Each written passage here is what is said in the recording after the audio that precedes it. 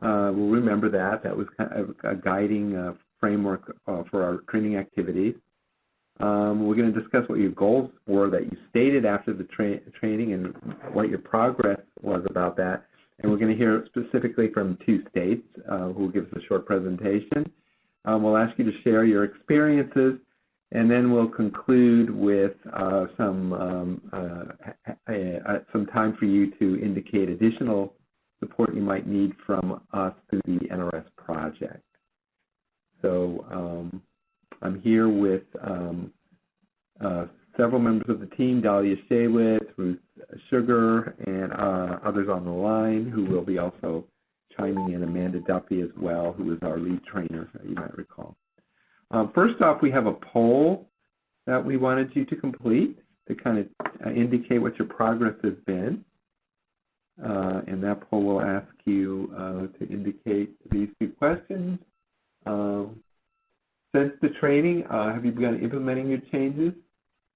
And also, how do you now rate your data quality health? Are you healthy or under the weather or needing medical attention? Hopefully not that bad. So give you a few minutes to fill in, and we'll see what comes up.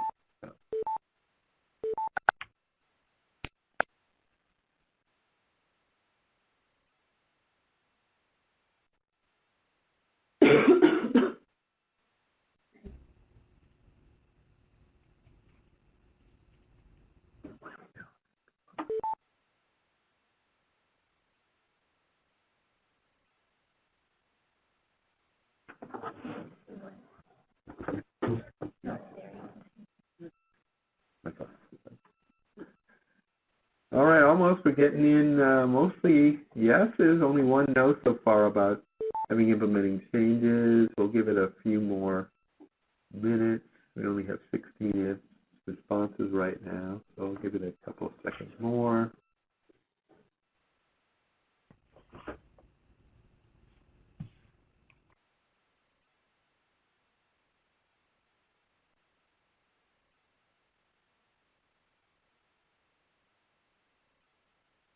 Okay, looks like we're kind of done here at about 16 or 17.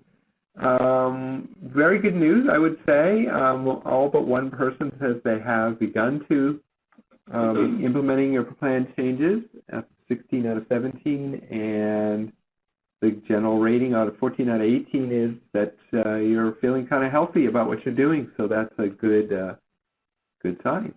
So let's hear some more about this as we go along. Does she need to broadcast the results? Yeah, why don't you broadcast those results, Kelly? Kelly is running our PowerPoint here. And so you all can see the findings, the results. All right, so we got a good number of you feeling good, and almost everybody having started something. All right, great. Let's move on to the review now. To the model. We talked about using a data diagnostic model, which was kind of loosely based on some kind of medical model where you understand, kind of diagnose what issues you might be having, and then with those results you'll be able to develop a plan for improvement. So we started off with understanding. Do you and your local staff understand issues such as, let's say, periods of participation or any of the other WIOA innovations that have been made? That's kind of a preliminary step to actually implementing it, which is actually doing it. Now that they understand it, are they actually doing things the way they should be? And is anybody looking at this, monitoring it, seeing that it's done right, and if so, helping make some corrections? And then finally, you use the result of the model with whatever problem you're looking at, whatever issue you're looking at, to develop a plan for improvement. So that was our model, and we had you do a number of activities. We asked you to, next slide please, we asked you to write in your evaluation 3 things you were going to do when you returned. And what we did was compile them all the responses into one and using the different categories of the data diagnostic model. And we also asked you to kind of think about this and prepare a response beforehand. So right now we'll start with the first one, Kelly, if you'll move ahead. First issue was understanding, and these were the three areas that you identified in your post-evaluation issues of what you were going to work on. For communication, you're going to conduct webinars and use social media to get the information out there to promote understanding. For training, you were going to be doing some more training on the data flow model, which was a very popular activity, training on the various WIOA issues such as the POPs and MSG, barriers to employment, on the terminology, since we always love in federal programs to have terms and acronyms, so don't always understand those, so some training on that. And other things you came up with, developing FAQs, explaining implications of program activities, and mapping out state, who's going to be doing what at each level, state and staff responsibilities. So we asked you to prepare responses to these. So right now I'm going to give you a minute. If you did, you can paste it right in if you have it handy. If not, you can type it in. Two questions related to understanding. Did your state do any of the things we just listed to increase understanding, and just give us a brief description? And if you did something else, put that in the second box.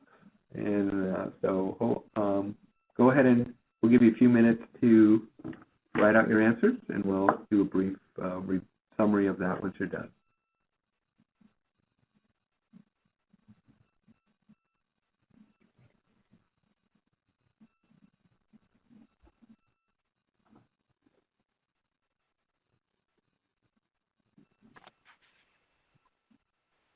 All right.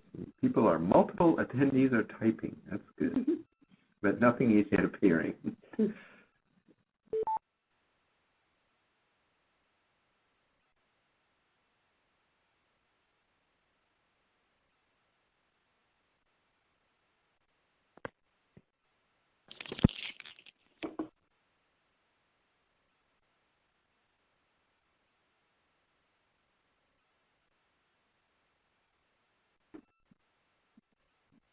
Okay, so Rosemary in New York provided the webinars to each of the 7 regions, and is rebidding the WIOA grants this year. So there's some training around that. Chris is hosting WIOA-related conference. Georgia is preparing webinars and pre- and post-training around updates to the data collection system. Marina Ferraro is having webinars, presenting at state conferences. Other things, database is ready for, and we'll be communicating to local providers. That's good. We know there's a lot of database changes that will be done and ongoing. Yeah, let's wait for a few more before we move on.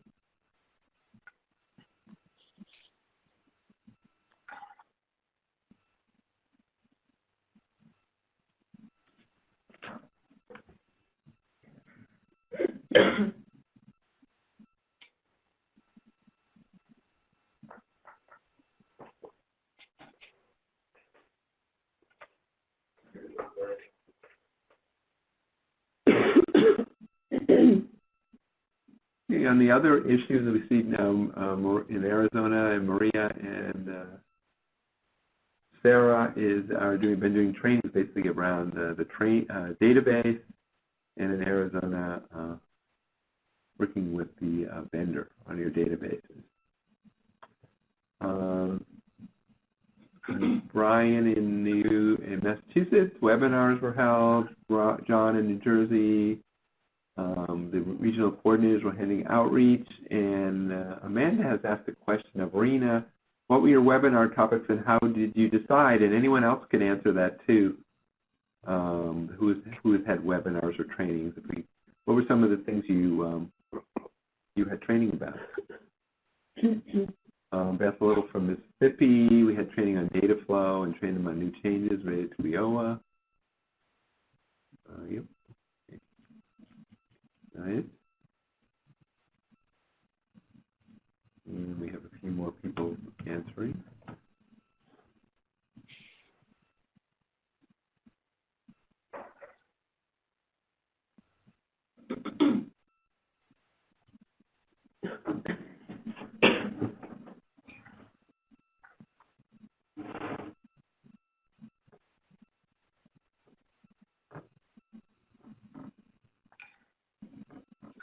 Okay, so Georgia, periods of participation, we have webinars on that. Arena, the webinars were on the changes, student information changes, and state performance, and how program providers can do additional analysis of performance. In Massachusetts, Brian had talked about MSG and their training and credential and employment measures. Okay, thank you. We'll have a few more people typing, I see, so we'll wait for them, and then we'll move to our next item.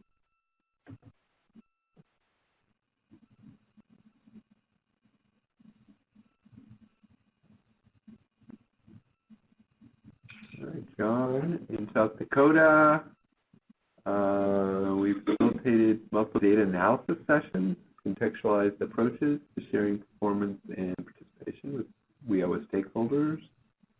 And Maine started a house data resources in a managed classroom environment. Nice to see.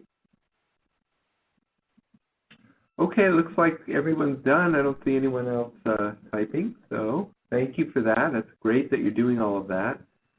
So that was the understanding part of our model, and then we also compiled the most common your most common issues that you're going to work on for implementation, and those fall around data and sharing. So change your data systems, of course, update them, talk with other agencies about licensing and data matching, sharing your data on a monthly basis, data coordinators participate in training, better messaging to reach providers, and we have more. Under process, under implementation, it's create a returning student intake checklist. I assume that's for the barriers to employment, staff signature to intake form, modify data entry form, so all about data entry here, and some accountability implementation changes that you're planning our timeline for implementing, creating a timeline for implementing the plan, and having conference calls to share the information.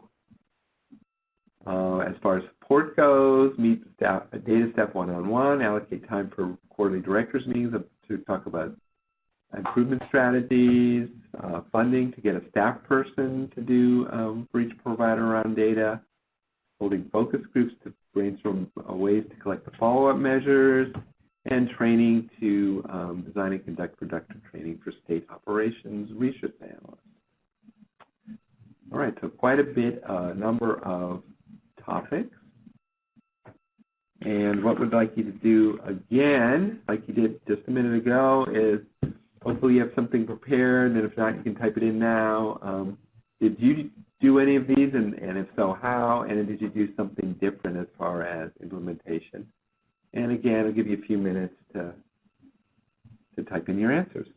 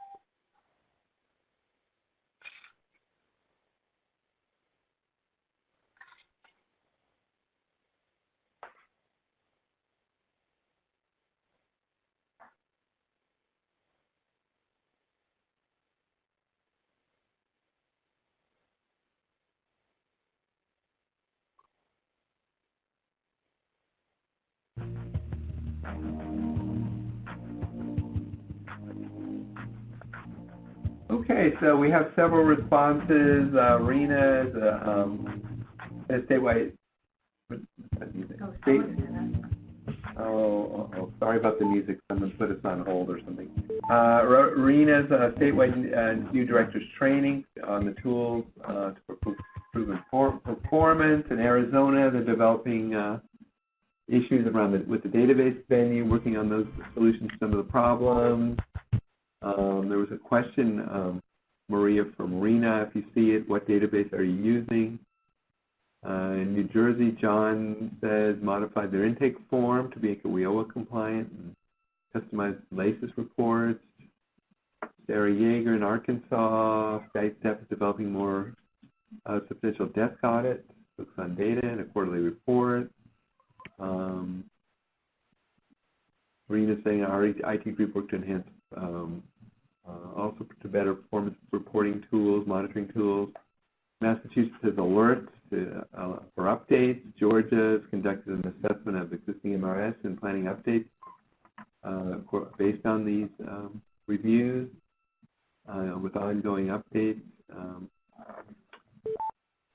Rena, looks like Maria says that they use Benchmark, the customized student database, through data. And Rosemary, long answer, Rosemary, thank you.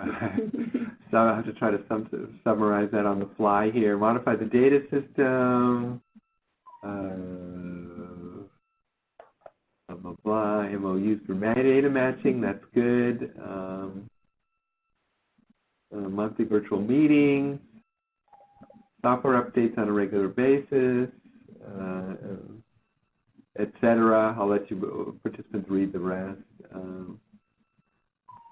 That's okay, Rosemary. I see you on. Sorry, we like the detailed responses.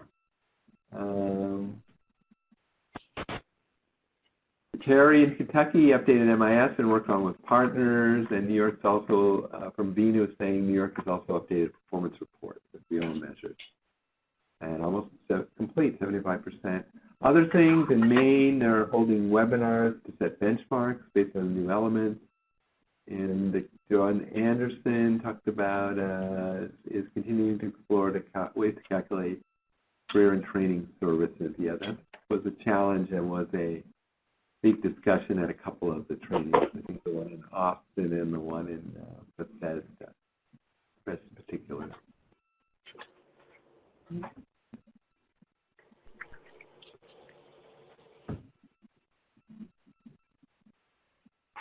Okay, next.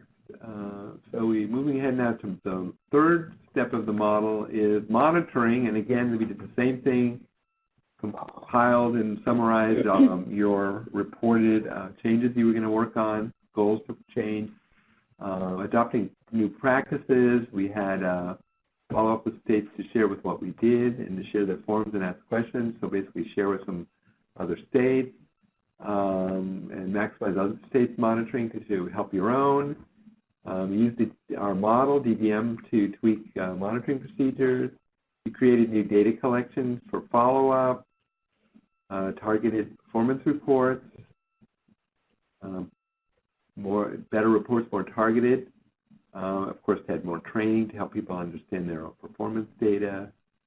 And I think we have another slide about this.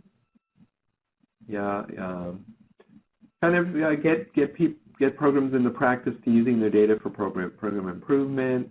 Look at your missing Social Security numbers to see how big of a problem it really is.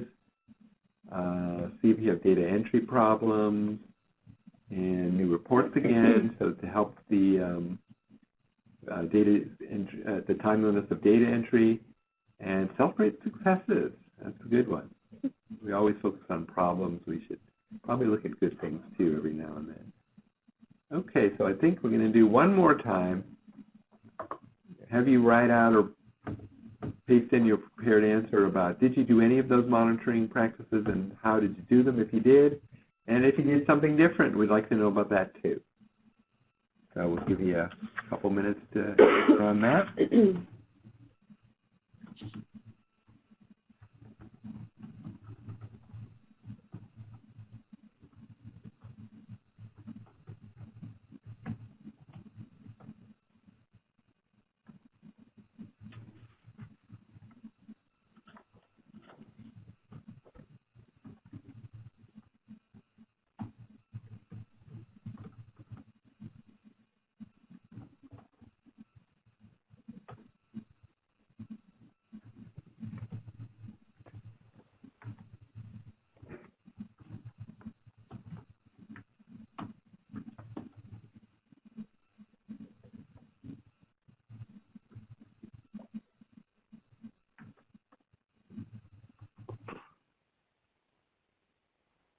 Okay, several people are typing, so I'm just waiting to see what comes up. Well, here in DC, Michelle, hello. We're modified monthly check-in reports to emphasize the strategic planning goals. In New Hampshire, Sarah is getting samples from other states to look at monitoring. And as far as New York, we have updated survey tool, a new system for developing the survey tool with law to better track employment outcomes, and still continue the quarterly rankings on the report cards, as we've done many times in the past. Kelly in Maine says the MS allows the easy access to real-time data, being able to check in in a more timely way. Massachusetts, Brian says create reports to identify any late data entries. Rena is talking about same kind of issue, additional layers for validity and alerts, and be more proactive in identifying issues. In Georgia, updating the on-site review manual. New Hampshire's I know you're starting a new system, so using a new system, so good you're able to learn a lot from some of the other states. And Arkansas is developing a monitoring and flow procedure. So all very good practices. You know, the monitoring is always that when you have timely information and you're keeping on top of that, it's always much easier to make corrections and change things than if you have to wait till later and then it's kind of too late or it gets in the system. Terry, because in Kentucky they designed a new updated profile report, share with other partners. Good to keep our partners informed. And I'm waiting for Beth to finish. No pressure there, Beth. And Amanda, typing too.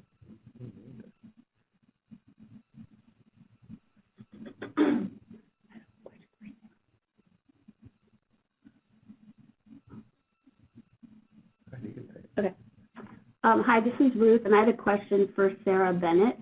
And I was just curious how you're finding out from the other states how to use the new system that you're adopting, what techniques you're using to communicate, and how information is being shared from them to you. And while we're waiting for that, we see that Beth Little has borrowed a monthly data form from Marcia in Wyoming. Okay, Marcia, thank you. Oh, Marcia, I don't know if Marcia's on the line. That you implemented in November. And then Sarah is developing monthly and data flow procedures. Amanda wanted to know from you, Terry, Terry Tackett, what's included in your profile report, which is, yeah, I'd like to know that too. And I see you're typing.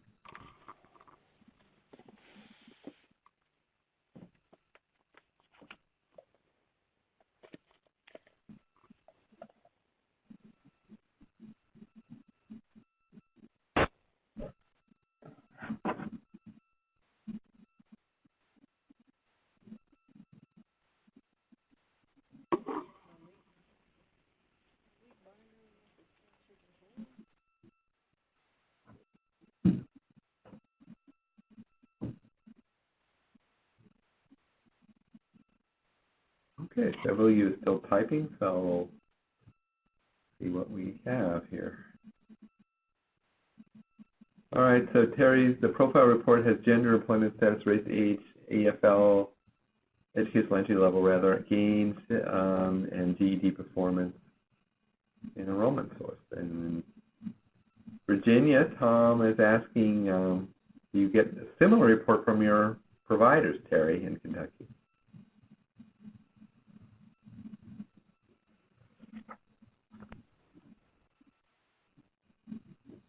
Nope. Okay, well, as usual, adult ed's in the forefront. And Beth says that the director's meeting provided a chart that listed each program in the state and how they are performance ranked.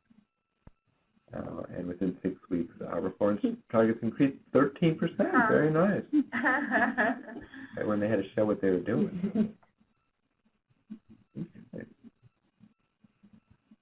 Okay, it looks like everyone's done. I want to thank you very much. I'm really heartened to see that you all are doing so much work to improve things. And I think we'll even have a better, more smooth data collection and reporting next year. So thank you for that. We're going to move on to the next part of our webinar here, which we'll be hearing from 2 states, Maine and Arizona, and Ruth Sugar is going to introduce our states, and then we'll hear directly from them. Great. So we always know that you learn the most from one another, different strategies and approaches that are very valuable. So we asked everyone if we could have some volunteers to talk about specifically what you've been doing since you got back to your states, and to hear at all stages of your progress, whether you've just begun or you've got things really well underway, and maybe there are things that you have on the docket that you want to get to, or maybe you've completed something. And from all of your responses, it sounds like everyone has done a lot of work so far since returning after the trainings. But we did have a few volunteers that are going to go into some more detail for us. They prepared presentations to share with us. So first, we're going to hear from Kelly in Maine.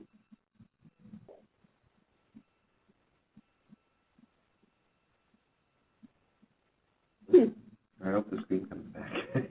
We just lost our screen. Hi, nope. Hi, thanks. Can you hear us okay? Yes, we can hear you. We can hear you. We lost our visual, though, for some reason. Oh, I have it on mine. So maybe I have to share or something? We'll go on. No, if you can see, then fine. I don't know if everyone else can either. We have a blank screen in front of us. Go ahead and get Gail. All right, so this is Gail and Kelly sorry. from Maine. And when our big aha moment when we were at the training we attended in Bethesda was Kelly and I looked at each other when the conversation turned to the data matching, and the thought about having to do surveys sent chills, and not good ones, through our bodies, because we had not been monitoring all of our vitals. We weren't looking at what the programs were doing in terms of data matching, other than for our end-of-year reports. So our big aha, after about not wanting to do surveys, was that we needed to look and see how we were doing with each program at data matching. So we looked and saw that we had 80% of our folks that we had socials had socials entered in the system. We were so excited. Yay! But then we realized that only 53% had signed the release to have their match approved that we could do it. So we kind of crashed down, and all of our fist bumping stopped because we were in trouble. So we realized that if people were taking the time on intake to get Social Security numbers from our learners and entered them into the system, they weren't following through and enabling us to use that data for data matching. So that was our question. Why? And so this is Kelly, and so what we did is we wanted to take a look and see if it was one issue or many different issues, and really try and identify what was going on. And what we thought is that our managed information system, when somebody enters a social, it doesn't automatically link that person that they are going to be available for the data match. There's a separate, like a two-step process. And so we wondered if maybe there might be a problem with our managed information system, in that the people who are entering it in think by virtue that they're putting a Social Security number in there that the learner has agreed to a data match. And so they haven't done the second step, which was really kind of this little tiny checkbox in a different field that needed to be check marked. So that was one of the things we wanted to raise awareness. But then we also thought, and we talked probably in Bethesda about this, about the overall intake procedure and just better communicating the importance of capturing these outcomes and getting some professional development with intake personnel so that there's a better transparency on it. Yeah, we did. I just advanced it. Oh, but not with you, maybe. So can you advance the slide even if you can't see it? Yeah. So we can see now. We got visual came back. Well, All right. Okay. So Kelly or whoever's in control. Yeah, it should be where does the problem lie is what you guys should be seeing. It's just the second slide. So we wanted to concentrate on both the intake and data entry. So we figured that out, and then we held a webinar. And in the webinar, we made sure it was recorded, and we had a lot of people. We said it was a really important webinar. We had a lot of people attend, probably 70 different people were on the webinar, and then we were able to send it out field-wide so everyone could see it and everyone in their staff could see it and talk about it. And we said, why don't you guys go ahead and find your metric and find where you are for your program on the number of people in your program who have agreed to a data match. And then I also did a short little tutorial that was separate that's just maybe a 4-minute tutorial that shows you where to find that checkbox in the system and to check it. So we did those two things, and do you want us to do the results? Yeah. And then I'm going to switch it. So the results are how are we doing now? Well, and Kelly is Kelly, can you advance the slide? What was that? Sorry, go on. Go on. We were just asking how to get the slides advanced. Okay. They have a Kelly. Sorry. Okay. All right. So Kelly, our Kelly, did not mention that we also made. Oh, sorry. There's two Kellys. Yeah. Sorry about that. We also shared the message that for those that we aren't able to do the data match with at the state level, that the local programs were going to be responsible for surveying, making phone calls, emailing, stalking their learners to do the data match. And I do think that was another motivating factor. So how are we doing? This is just so exciting. So we said we had 80% with social, yes, but only 53% had the match. And now, so far, in fiscal year 18, you can see that we have 76% are entered into the system, so that's down, but 58% are now in line to be able to have the data match done at the state level, and 77% with a Social Security number in the database agreed to the match. So that 77%. Since we're just really happy with our database system because we can look at this in real time. And so right now we don't have very many learners in our system, and we don't know if these are just active people in the system. And the people we were looking at when we were at the training, of course, was for fiscal year 17. So these were all people that the data was all cleaned up, and we knew they were active and they met the NRS requirements. But this is just who we have in there so far. So even though it's down a little bit about Social Security's entered into the system, some of these people aren't going to end up meeting the NRS requirements. They probably won't have 12 hours or anything like that. So that first metric isn't as big an issue. But the one where 77%, so basically if there's a Social Security number in the database, 77% of the people who have a SSN have agreed to the data match, and that's up 11% from what it was last year. And I just wanted to add that when it came into back to the medical analogy, when you're looking at the symptoms and then trying to determine the root cause, our initial thinking in Bethesda was perhaps that it was the lack of data match would have been our two larger programs that serve a lot of English language learners.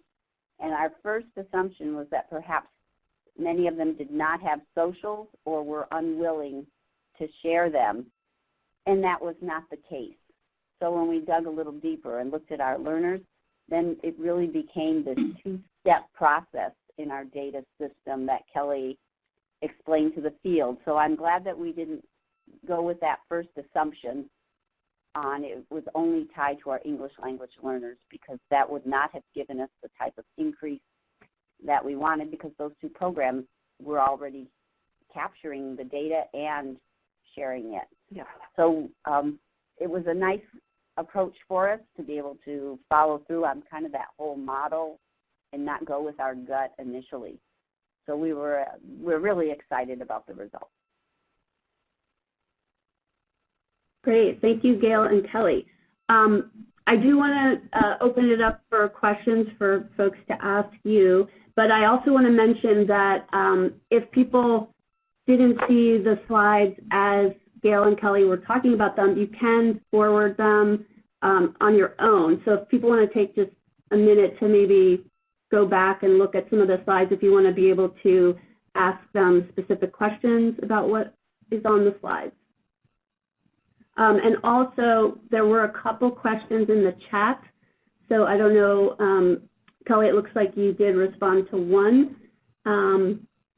There was one higher up about the breakdown of ESL, ABE, and ASE that I'm not sure if you spoke to specifically. So last year, our breakdown was really pretty much a third, a third, a third, actually. They're a little bit less ASE than ABE and ESL. I think we're growing, our ESL population is growing every year. And this year, I just haven't done the breakdown yet, so I don't know. But I assume that ESL is going to keep growing, but we'll find out. Mm-hmm. And also, we use Benchmark, which is, I think they created a system for us that's pretty customized called Main Stars that we use. But I think their company and the way they do is advance this. And I know there's some other states that use that, and they kind of can customize it. But, of course, the NRS tables and everything are standardized. Of course, it's not customized. Yeah. Mm-hmm. Okay, does anyone else have questions for Gail or Kelly? And you can speak on the phone if you'd like, or put it in the chat.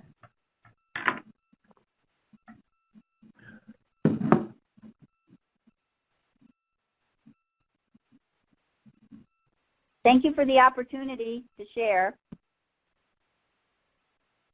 Thank you. We really appreciate hearing the specifics of what you're doing. And it's great that you were able to see progress from the strategy that you use. So thanks for sharing that. If people think of questions as we move forward, just put them in the chat and we can get to those in a little bit. So next, we're going to have another presentation from Maria in Arizona. Hi, everyone. I'm really excited to be able to share our progress towards the goal. We were at the training in LA, so we were at the very first training, and we had, oh, my screen just went weird, but so I may have to ask, oh, I think I can forward it. Okay, I figured it out. Thanks, everyone. Sorry. Okay, so Maria, actually, I'm sorry, this is Ruth. If you can just let Kelly on our staff know when you want the slides advanced, that's great too. Oh, okay, perfect. So can we advance to the next one that says progress? Yes. So like the mighty Colorado River chipped away and created the Grand Canyon walls, we too have chipped away at our goal. We aren't at the finishing point. It's still a work in progress. And you get to see a beautiful picture of the Grand Canyon here in Arizona. Can you forward it for me, please? So the goal that we developed at the training in LA was to accurately report barriers to employment for all periods of participation. So our challenge is that our database system only captures barriers to employment at initial entry. So anyone who has multiple barriers to employment, we're not able to recapture those barriers at a subsequent POP as a unique data set. Well, this isn't a huge issue because we had a very small percentage of students with more than one period of participation. We still feel that that it needs to be accurate, and we know that people could get a job and, no longer be 27 weeks or more long-term unemployed. There are changes in their life that could change the barriers to employment. So we really want to be able to capture that as a unique data set. Can you forward for me? So this is our progress. In FY16-17, Arizona used the initial barriers to employment across all POPs. So if a person had more than one POP, we just kind of double reported what they said at initial entry were their barriers. And, it's not, we want to be more accurate than that. We want to treat each individual POP as a new individual entering our program, and our database system still does not allow for that. So we're in ongoing conversations with our database vendor, and just like Maine, we use Benchmark, a benchmark product that is customized for Arizona needs, and we're in ongoing conversations with them to allow for the unique capture of barriers to employment for each period of participation. And so we are physically capturing that. So we have an initial form that students fill out the first time that they enter our program, and then if they return, we have what we call a WIOA update form, and on that they can update their changes to any barriers to employment, and we would like to be able to capture that. At the LA training, we had a very complicated process that we developed with the local programs, but because we were really coming up against time, we weren't able to implement that. And if the database changes are not developed in time for reporting for the current fiscal year, we will use this kind of elaborate scheme that we developed at the LA training. Can you forward for me? So we did discover some new challenges, and that was as we looked at the joint report, barriers to employment were lower in some areas than we anticipated, and we're working to determine the root cause of those kind of low numbers. And we've kind of brainstormed some ideas, and there may be several reasons that we're seeing these. And some of the ideas we thought students may not understand our registration form. I'm sorry? What is it, a can opener? Students may not choose to divulge. Can someone mute their phone? We're hearing some background noise. Okay, go ahead, Maria. Go ahead, Maria. Okay. Sorry about that. Oh, no problem. So the kind of issues or the kind of possible root causes for these lower than anticipated numbers, or maybe that students are choosing not to divulge some information. So while we may have an anticipation, for example, low income, we're just not seeing what we expect in our data. We also thought maybe that data entry is incomplete, so students are marking it on the form, but it's not being entered into the database. And a possible reason is that our expectation is incorrect and the barriers are reported correctly. I mean, we don't know. That could be the case. We just have some assumptions of what we thought we would see. And so we're working through these to determine kind of where we're at with these barriers to employment. And some of those reasons, it may be all of them, for in different situations. We're just not sure, and it's something that we're continuing to work on. So I have a couple of questions for other states, and just in regards to our challenges. Were your barrier to employment numbers what you expected?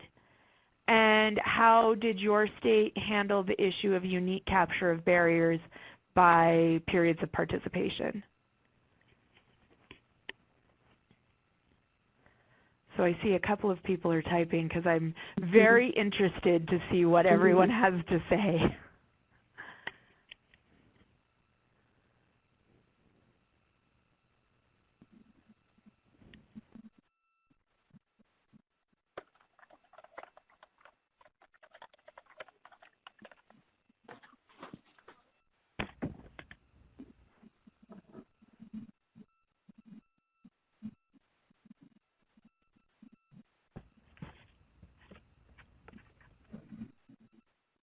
Okay, so we got one response from Rena saying that they ran some data reports, and for any areas that appeared inaccurate, they provided feedback to the individual providers. And Brian said in Massachusetts, they saw lower than expected numbers, and they only collected at initial intake. And in Georgia, they modified their system to accept second and third intakes. How interesting.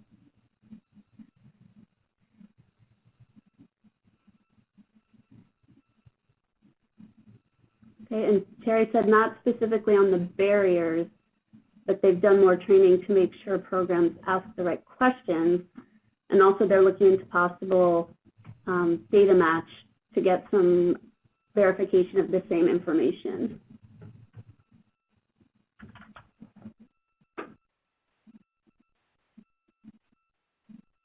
And then Maria had a question for Georgia, asking if they have an in-house database. Okay. In New York, they're snapshotting the barriers for each POP, and programs are going to have the chance to update once a student starts a new POP. And then there's a starter intake that will allow programs to do a shorter intake on barriers. And Rena followed up with their IT system was also modified. So the new intake creates a new POP within a screen for that program year. And I believe Georgia responded to Maria. We will monitor our barriers to employment when we have trend data over several years. And Georgia says, yes, they do have a state database unique to their system.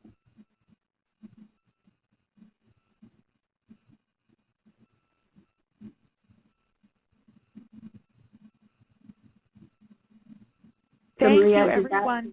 Yeah. Oh, well, I have one more slide. So I always end my presentations with penguins and sweaters. So penguins don't actually need sweaters, and even though penguins don't really need sweaters, someone put them on them, much like maybe adult education doesn't need periods of participation, but we have them anyway. So a little tongue-in-cheek end to my presentation. I really appreciate the opportunity to share and all of your answers to my questions. You give me a lot of good things to go forward with. Thanks, Maria. Thank you, Maria. That was really very helpful. nice. Very helpful. And why are those penguins on a sandy beach is what I want to know as well. Very cool. Disturbing. Okay. They're on vacation. Oh, yeah, you're right. Hanging out. Okay, so we're going to move forward. But thank you again to our volunteers. And again, if people have additional questions that come up for you as we move along, please just put them in the chat. So the next thing we wanted to talk about is support. So we have one way that we are supporting you so far, and that is that the NRS project tries to come up with different mechanisms for you to share information with one another. So during this webinar, you of course have shared a lot of different strategies and approaches that you've been doing and plans for the future. And so for you to continue learning from one another, we have this Google document that we created. And you saw it when you did the pre-work for the face-to-face, and many of you put in your strategies and described what you're doing, and so this document still exists, and we still want people to refer back to it and also to continue adding to it. So the link is there, and we can provide it to you again in other ways, but we do encourage you to keep posting all of your efforts into this document. So next, we want to just hear from you again if there's other support that we can provide to you. So we have an opportunity for you to enter your comments, suggestions, things that would be helpful to you for additional support from us in the NRS project, or possibly from one another. So Kelly, if you can open up that pod for us. Okay, so we have it broken down into the different phases of the model, but you can don't feel like you have to be really strict in putting things in particular categories. We just generally want to know what type of support would be helpful. So the type of support you would need to move forward to improving your data quality.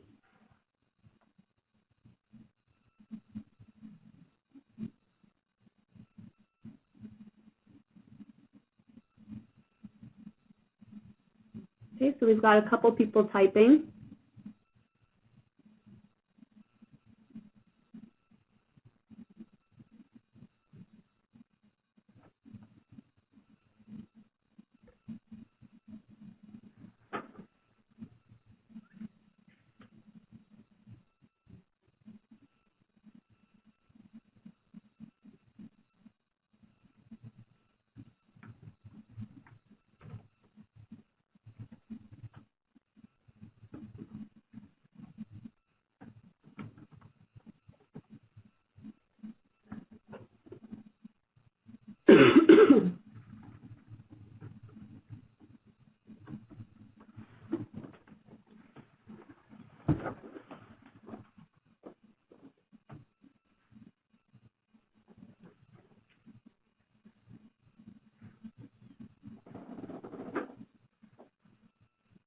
Okay, so Lena responded that the changes announced in June required a lot of modification for their data system, which has caused a lot of delays in entering and accessing data. Okay, so we need to think of a way to support you through that. Oh, so the technical assistance guide would be helpful. The updated implementation guidelines.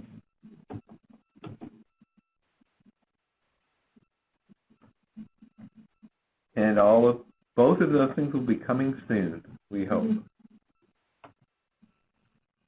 Okay, and Gail mentioned that it would be really helpful for all of the programs to update their projects, how they're addressing things and the steps that are being taken and the different outcomes.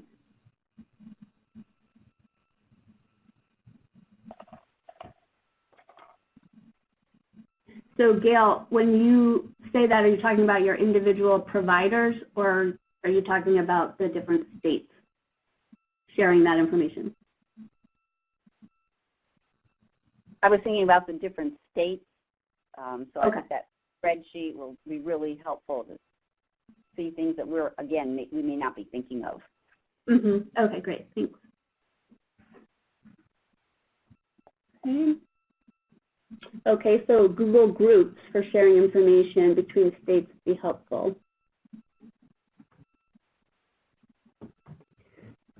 So what do people think about the Google document that we created prior to the face-to-face that I mentioned in the previous slide? So if people have thoughts about that, what could make it easier to use? Brian suggested that templates would be a good guide for collecting the barriers to employment more accurately. Okay, I don't know if anybody already has templates that they've created that they might share.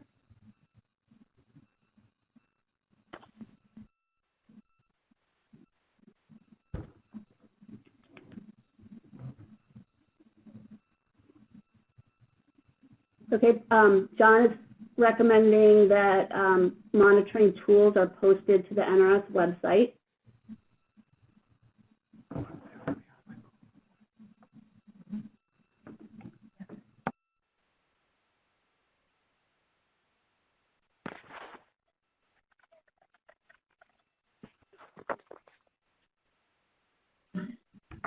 So there are some monitoring tools mentioned in the Google Doc.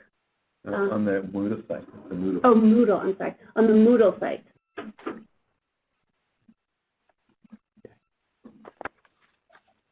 And the NRS website is in the process of being updated. So you'll see a great revamping of the site.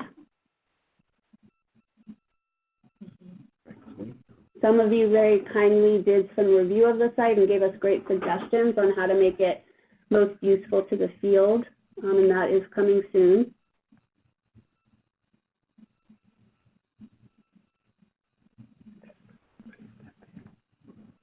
Okay, so we have a few more people typing.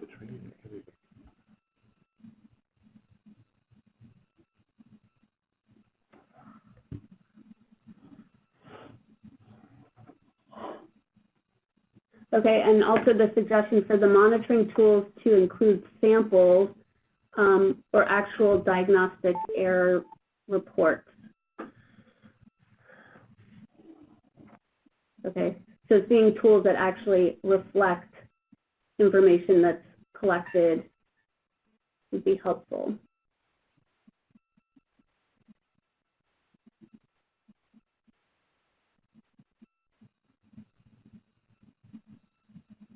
Okay, so Rosemary is saying that in New York, they maintain an accountability website where all of the monitoring of the programs is logged and posted at the time it occurs, and there are templates for the local programs to respond as well. So people might want to check in with Rosemary about their process and the tools they're using.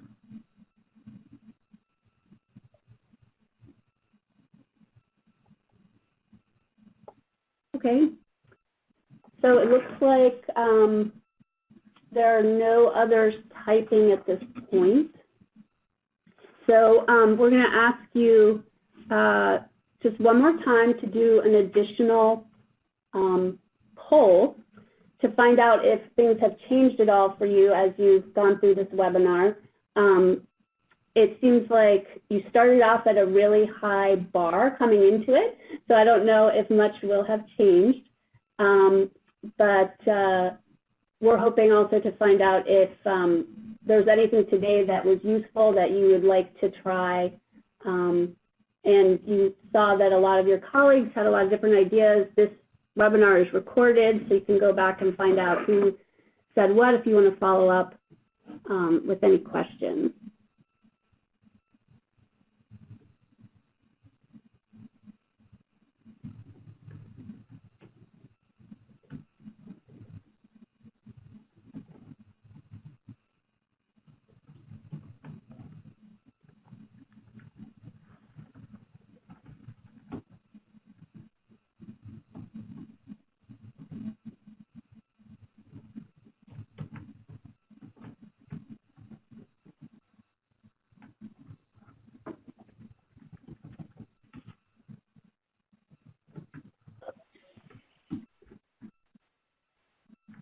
That's great, Gail. We're glad that you heard things today that are helpful and that you want to follow up with different states on. Arizona, yeah. Yeah, Arizona specifically. Yeah. Yep.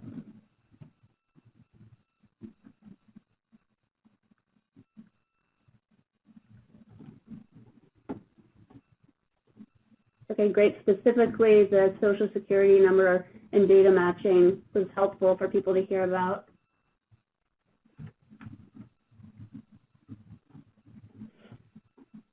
And Kentucky is looking at adding to their MIS system different monitoring approaches that are similar to what New York is doing.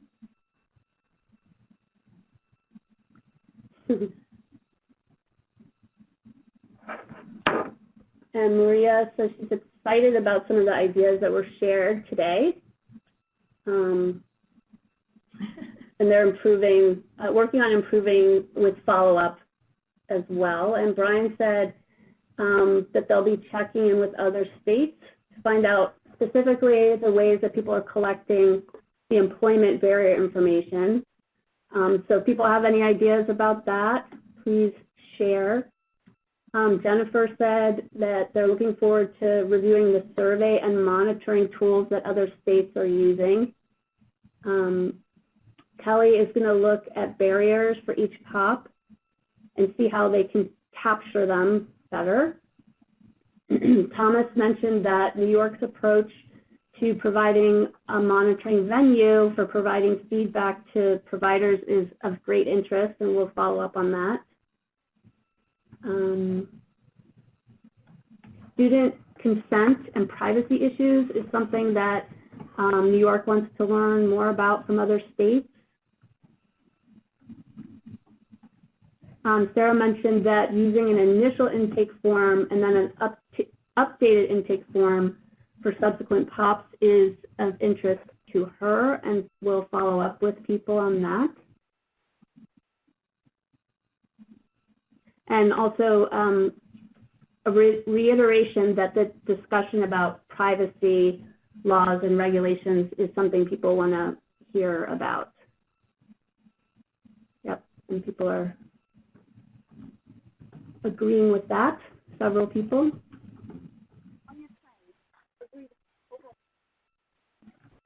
Okay, well, great, thank you. From our poll, you can see that the majority of folks participating today learned a lot of different things. So thank you so much for sharing and for participating today.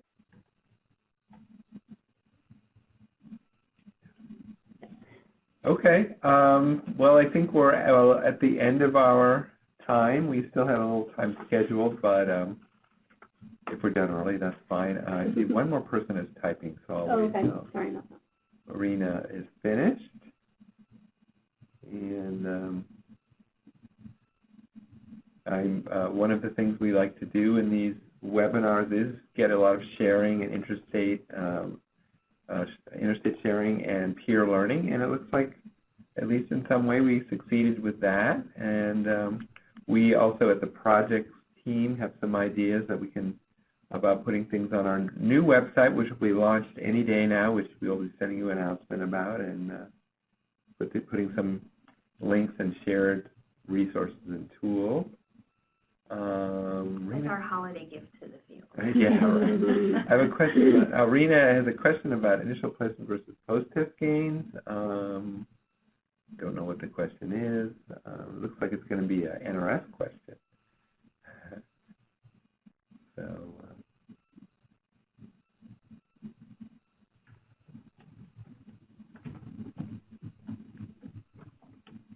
Well, this is an NRS question, like a parking lot question. A student's initial placement may be level 6, but they have a pre-test at a lower level from a different subject. This is still kind of the post-test gain as reported. Well, the policy is you select the area that you want to place the student initially, the subject area in the test, place them in that level, and then the post-test can be any area counted, and you would count any post-test, any valid pre-post test in Table 4B. So that's the quick answer. And if you want to follow up offline about this, Rena, just send me an email or to me or Alan in Octave.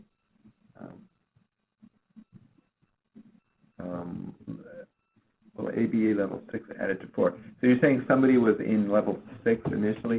Why don't we follow up on this offline, Arena, because I have to think about this and look at the table. So just send me an email about this. And anyone else who has an NRS question related to policy, of course you can always email myself or Alan or Jay Lemaster at Octave. And I think we're at our ending time. If there's no other questions, you know how to reach us at the nrsweb.org. Look at our website, or nrs@air.org is our email, or you can email us individually. And as I said, Alan and Jay at Octave are also available to answer your questions.